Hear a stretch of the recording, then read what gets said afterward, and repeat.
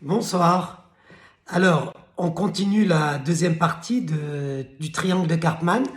Et si vous vous souvenez donc de l'histoire de la mère avec son fils de 5 à 6 ans au supermarché, on avait donc raconté cette histoire dans laquelle en réalité nous avons mis tour à tour en place les trois rôles que ont joué successivement chacun des protagonistes de l'affaire.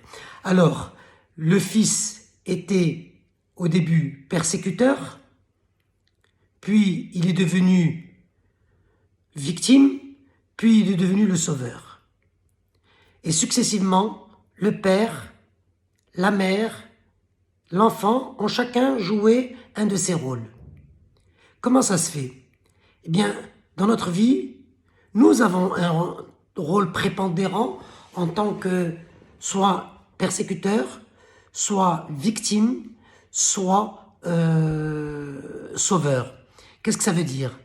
La victime est généralement celle qui passe son temps à s'apitoyer et qui a besoin de quelqu'un qui l'écoute pour pouvoir se plaindre de sa vie, et donc on parle de victimisation. Ce sont les conditions de l'enfance en fait qui vont faire que chacun, qu'on puisse être persécuteur, sauveur ou victime, ce ne sont que les résultats d'un conditionnement par rapport à l'environnement dans lequel on vit. Donc, le deuxième, c'est le sauveur. Le sauveur est toujours là pour essayer d'aider quelqu'un.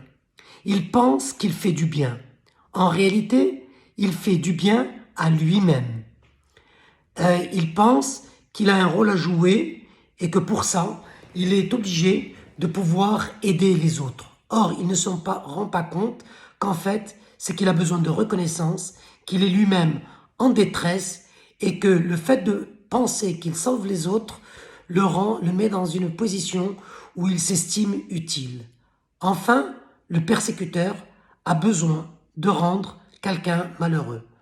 Et bien sûr, dans la vie, nous avons souvent une place et un rôle prépondérant, soit en tant que persécuteur, soit en tant que victime, soit en tant que sauveur, mais nous pouvons jouer tour à tour une de ces parties. Et maintenant, la question à se poser, c'est comment sortir de ce triangle dramatique?